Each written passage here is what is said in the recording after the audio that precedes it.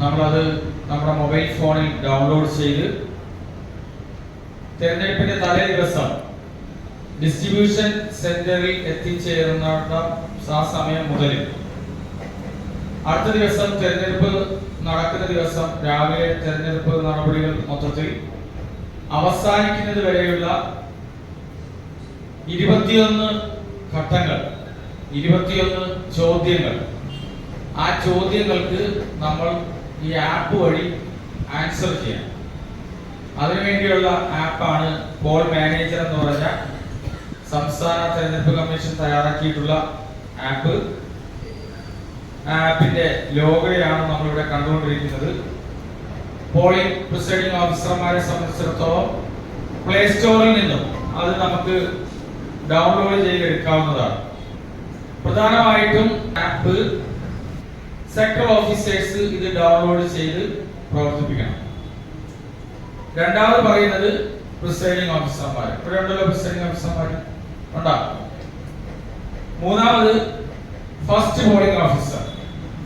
അപ്പൊ ഇവർ ഇത്രയും പേരാണ് ഈ പോളിംഗ് സ്റ്റേഷനിലും ഫീൽഡിലും നിൽക്കുന്ന ഉദ്യോഗസ്ഥന്മാർ തെരഞ്ഞെടുപ്പുമായി ബന്ധപ്പെട്ടുകൊണ്ട് ഉള്ള വിവരങ്ങൾ അപ്ഡേറ്റ് ചെയ്യേണ്ടത്. അത് പ്രീ പോൾ ഡേ, പോൾ ദിവസത്തിന്റെ തലേ ദിവസവും വേണം, പോൾ ദിവസത്തിന്റെ അന്നും അത് വേണം. ഞാൻ നേരത്തെ സൂചിപ്പിച്ചതുപോലെ ടോട്ടൽ ക്വസ്റ്റ്യൻസ് 21 ക്വസ്റ്റ്യൻസ് ആണ്. അതിന് പറഞ്ഞിരിക്കുന്ന ടൈം ഉണ്ട്. ആ ടൈം ആയിക്കഴിഞ്ഞാൽ 10 മിനിറ്റിനുള്ളിൽ നമ്മൾ അക്കാര്യം അറിയിക്കണം. ഇലക്ഷൻ അതിന്റെ സ്ക്രീൻ ലോഞ്ച് ചെയ്യുന്നതിന് വേണ്ടി നമ്മുടെ മൊബൈൽ ഫോണിൽ പോൾ മാനേജർ ആപ്പ് ഡൗൺലോഡ് ചെയ്ത് കഴിഞ്ഞാൽ പിന്നെ നമുക്ക് ഈ ആദ്യം കാണുന്ന മോഡലിൽ ഒരു ലോഞ്ച് സ്ക്രീൻ കാണും. തൊട്ടടുത്തായിട്ട് നമ്മുടെ മൊബൈൽ ഫോൺ, അങ്ങനെ നമ്മൾ മൊബൈൽ ഫോൺ നമ്പർ ടൈപ്പ് ചെയ്ത് പ്രൊസീഡ് കൊടുത്തു കഴിയുമ്പോൾ നമുക്ക് തരുന്ന ആ OTP, ആ മൂന്നാമത് പറയുന്ന വെരിഫിക്കേഷൻ എന്ന് പറയുന്ന സ്ഥലത്ത് ആ OTP ടൈപ്പ് ചെയ്ത് പ്രൊസീഡ് കൊടുക്കുക. അങ്ങനെ നമുക്ക് ഇങ്ങനെയുള്ള ആദ്യം കാണുന്ന ഈ പേജിലേക്ക് നമ്മൾ പ്രവേശിക്കും. അവിടെ നമുക്ക് നമ്മുടെ ലൊക്കേഷൻ എനേബിൾ ചെയ്യാനുള്ള നിർദ്ദേശങ്ങൾ ഉണ്ടാകും. അങ്ങനെ ആ ലൊക്കേഷൻ കൊടുത്തു കഴിയുമ്പോൾ സെക്ടർ ഓഫീസേഴ്സിനെ സംബന്ധിച്ചിടത്തോളം അവിടെ ആ സ്ഥലത്ത് എത്ര പോളിംഗ് സ്റ്റേഷൻ അവർക്ക് നൽകിയിട്ടുണ്ടോ അതിന്റെ ഒരു ഡിസ്പ്ലേ അവിടെ ഉണ്ടാകുന്നുണ്ട്. 2 പോളിംഗ് സ്റ്റേഷൻ ആ മിഡിൽ ഭാഗത്ത് SO സെക്ടറൽ ഓഫീസേഴ്സ് എന്ന് പറഞ്ഞ ഡാഷ്ബോർഡിൽ കാണാൻ കഴിയും. അതേസമയം പ്രിസൈഡിംഗ് പോളിംഗ് ഓഫീസർമാരെ സംബന്ധിച്ചിടത്തോളം ഒരു പോളിംഗ് സ്റ്റേഷനിലെ നമുക്കുള്ള ആ ഒരു പോളിംഗ് സ്റ്റേഷനിൽ ആ ലൊക്കേഷനിലുള്ളത് നമുക്ക് കാണിച്ചു തരും. പിന്നെ അതാ ഇങ്ങനെ കൂടി ഉണ്ടാകും. വ്യൂ കമ്മ്യൂണിക്കേഷൻ പ്ലാൻ എന്ന് പറഞ്ഞ ഒരു പ്ലാൻ. അതിന് മുൻപായിട്ട് ആ പോളിംഗ് സ്റ്റേഷൻ അതിന് മുൻപായിട്ട് മുകളിലായിട്ട് SOS എന്ന് പറഞ്ഞ ഒരു ഓപ്ഷൻ ഉണ്ടാകും. അവിടെ ക്ലിക്ക് ചെയ്യുകയാണ് എങ്കിൽ നമുക്ക് അടിയന്തര സാഹചര്യങ്ങളിൽ നമുക്ക് ഇലക്ഷൻ വിങ്ങിന്റെ, ജില്ലാ തലത്തിലുള്ള ഇലക്ഷൻ വിങ്ങിന്റെ റിട്ടേണിംഗ് ഓഫീസറുടെ തലത്തിലുള്ള ആ ഒരു ടീമിന്റെ ഒരു ഹെൽപ്പിന് വേണ്ടിയുള്ള ഓപ്ഷനാണ് ആ SOS. അതിന് പ്രത്യേകമായ 5ഓളം അടിയന്തര സാഹചര്യങ്ങൾ കാണിക്കുന്നുണ്ട്.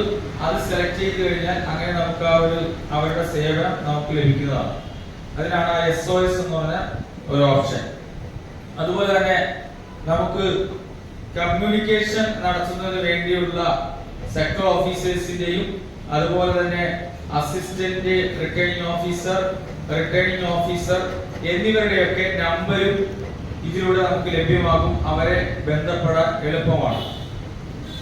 അതുപോലെ മൊബൈലിൽ വാട്സപ്പിലൂടെ കോൾ ചെയ്യുന്നതിന് വേണ്ടി നമുക്ക് ആ ഭാഗത്ത് നോക്കിക്കഴിഞ്ഞാൽ ഇവിടെ ഏറ്റവും ലോക്കൽ ബോഡിയുടെ റിട്ടേണിംഗ് ഓഫീസർ, അതായത് നമ്മൾ ഏത് പോളിംഗ് സ്റ്റേഷനിലാണോ അത് ഉൾക്കൊള്ളുന്ന ലോക്കൽ ബോഡിയുടെ റിട്ടേണിംഗ് ഓഫീസറുമായി സംസാരിക്കണമെന്നുണ്ടെങ്കിൽ ഫോണിലൂടെ വാട്സപ്പിലൂടെ അതിനുള്ള ഓപ്ഷൻ ഉണ്ട്.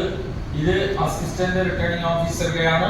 പിന്നെ സെക്ടർ ഓഫീസേഴ്സിന്റെ സഹായം ആവശ്യമുണ്ടെങ്കിൽ അതിനൊക്കെയുള്ള കമ്മ്യൂണിക്കേഷന് വേണ്ടിയുള്ള ഹെൽപ്പും ഈ ആപ്പിൽ സജ്ജീകരിച്ചിട്ടുണ്ട്.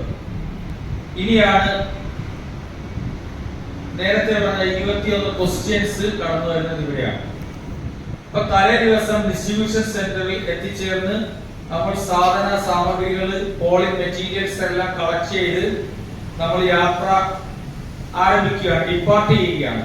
Paul party departed from distribution centre എന്നുള്ള ഒരു ക്വസ്റ്റ്യൻ തലേ ദിവസം 2 ക്വസ്റ്റ്യനിൽ ഒന്ന്.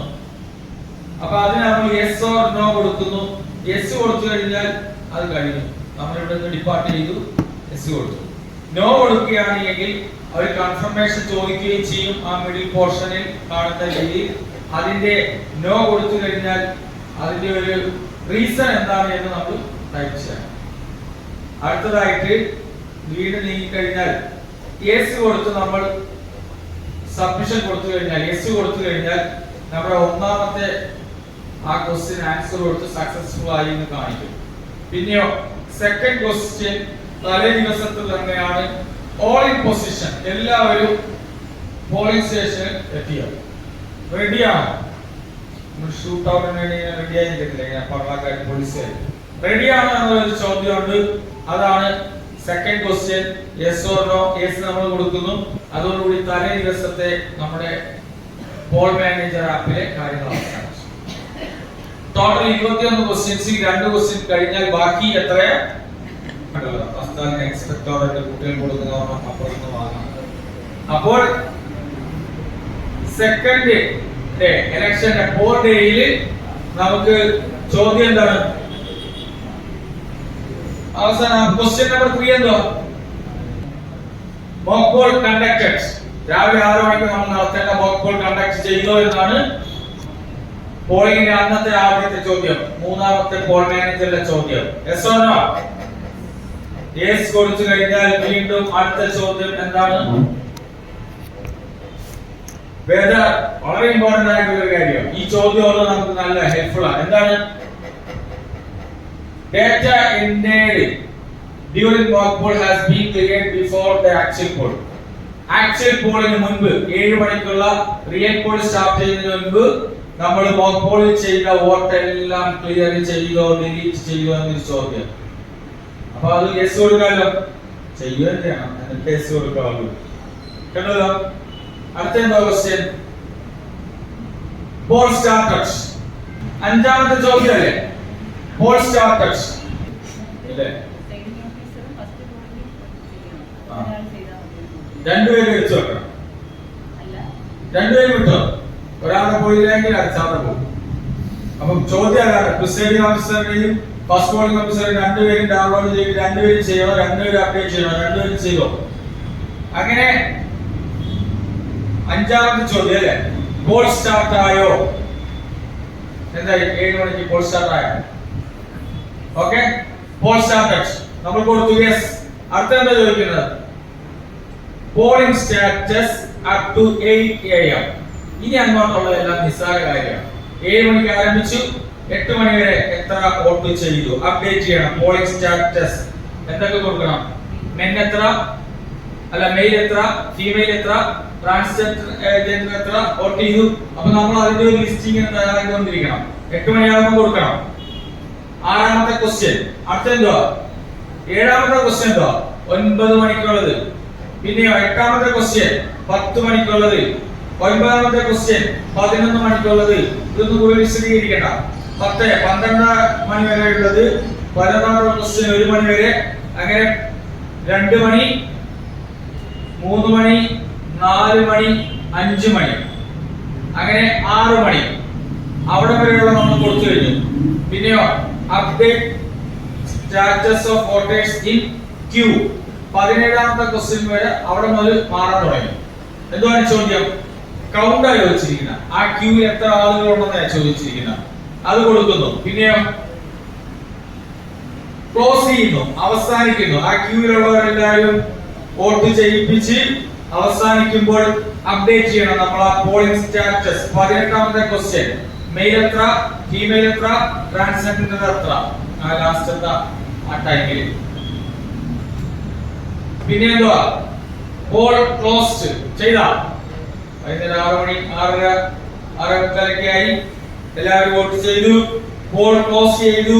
യെസ് കൊടുക്കുന്നു. അടുത്ത എന്താണ്? ആ ക്ലോസ് ചെയ്ത ടൈം നമ്മളോട് ചോദിക്കുന്നുണ്ട്. അതാണ് ആ വീഡിയോയിൽ കാണിക്കുന്ന 20ാമത്തെ ക്വസ്റ്റ്യൻ. Poll closed time. ആ ടൈം ചോദിക്കുമ്പോൾ നമുക്ക് ഇവിടെ ഇങ്ങനെ ടൈം ഇങ്ങനെ വരുമല്ലോ, സെലക്ട് ചെയ്ത് കൊടുക്കാം.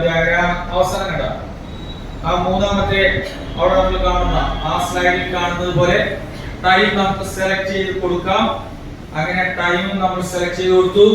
21ാമത്തെ ക്വസ്റ്റ്യനിൽ poll party reached collection centre. തിരികെ ഇലക്ഷൻ എല്ലാം വിജയകരമായി പൂർത്തിയാക്കി നമ്മൾ തിരികെ എത്തിയോ? അതാണ് കളക്ഷൻ സെന്റർ. രാവിലെ ഡിസ്ട്രിബ്യൂഷൻ സെന്റർ തലേ ദിവസം, വൈകുന്നേരം തിരിച്ചു വരുന്നത് കളക്ഷൻ സെന്ററിൽ. അവിടെ എത്തിയോ എന്നുള്ള യെസ് കൊടുക്കുന്നു. പിന്നെയോ poll party reached collection centre. അത് തന്നെയാണല്ലോ 21ാമത്. 21 ഉള്ളൂ, കഴിഞ്ഞില്ലേ? അപ്പൊ നമ്മുടെ പോൾ മാനേജർ വിജയകരമായി നമ്മൾ പൂർത്തിയാക്കുന്നു.